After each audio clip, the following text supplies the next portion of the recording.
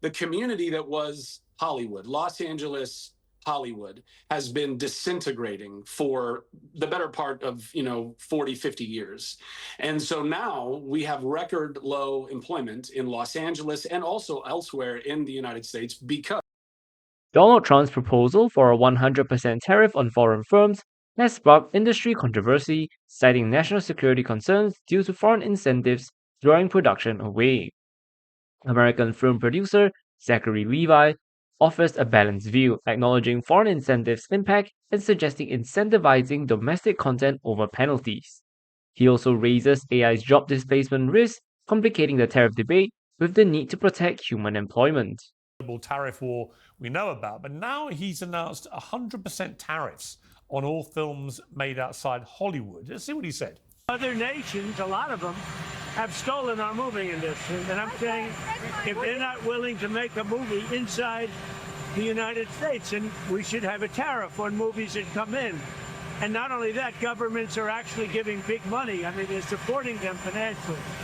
So that's sort of a threat to our country in a sense. Now, it seems to me, Zachary, that rather like the global tariff war that he unleashed, it's all negotiable. So I think everything with Trump is always a negotiation. He's really chucking everything at the wall and seeing what lands successfully and also what kind of deals can be done.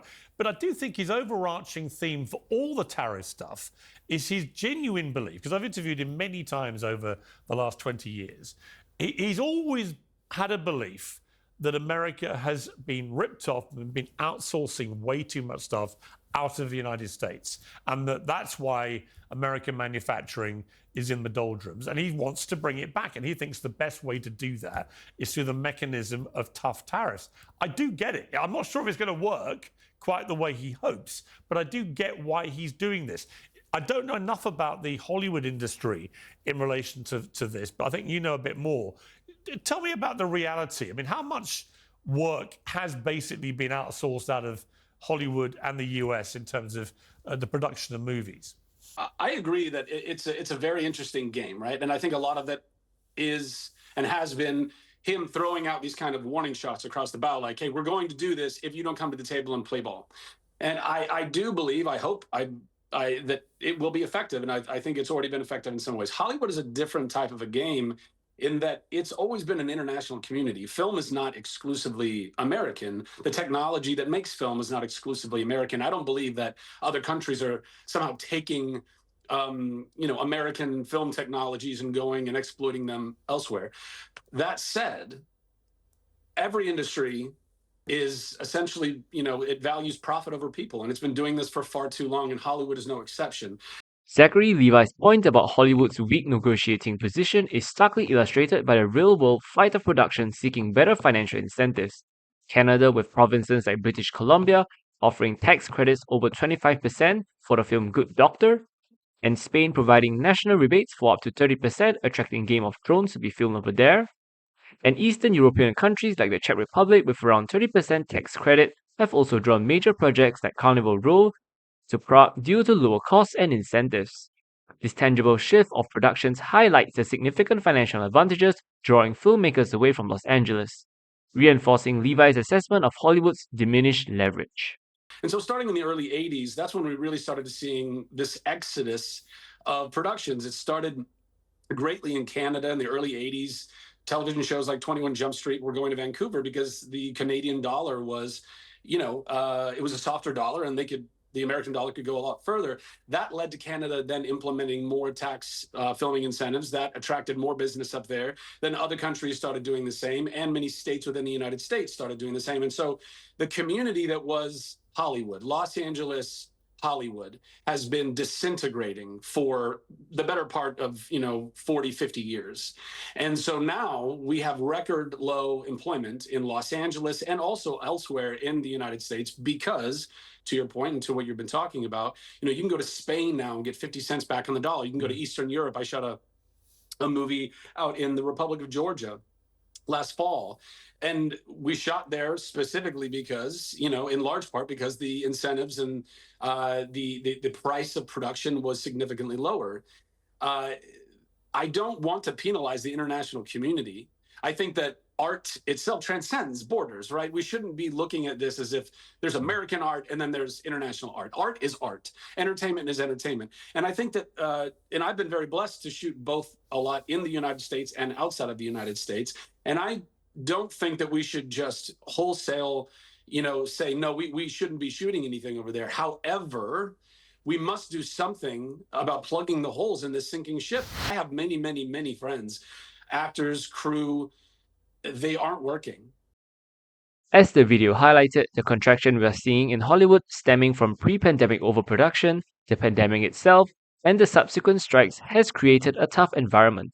For instance, reports from Film LA indicate a significant 22% drop in shoot days in the first quarter of 2025 compared to the previous year, illustrating a tangible decrease in production activity. Moreover, the strikes in 2023 are estimated to have cost the Los Angeles economy billions and led to tens of thousands of job losses across various sectors of the industry, from set designers to caterers. This isn't just anecdotal. The data clearly shows a significant downturn impacting the livelihoods of many in our community. They're simply not working. And I think a lot of that has to do with we have a massive contraction going on in Hollywood right now. Pre-pandemic, we were making more content than had ever been made before. Then we had the pandemic. Then we had multiple strikes. And all the studios are kind of circling their wagons and being like, well, we don't want to be losing more money. How do we do this?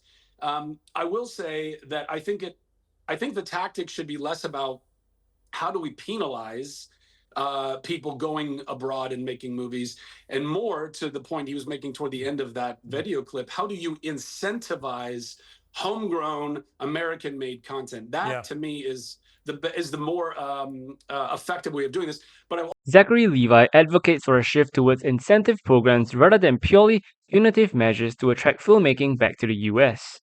For example, the state of Georgia has become a major filmmaking hub due to its generous tax credit program, offering up to 30% in transferable tax credits for qualified productions.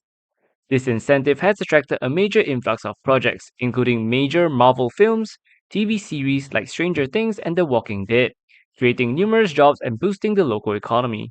This demonstrates how a strong incentive can be incredibly effective in drawing productions.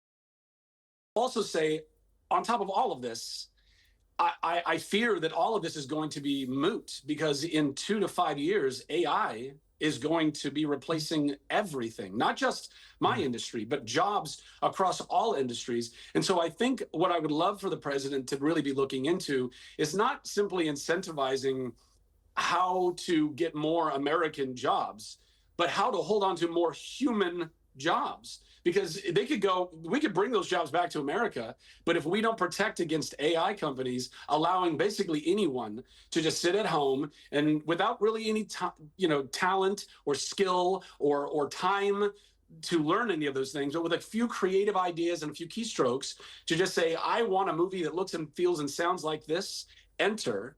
And for a one of one to be propagated right in front of their faces of any movie they could possibly want, any television show, any video game, any music, anything.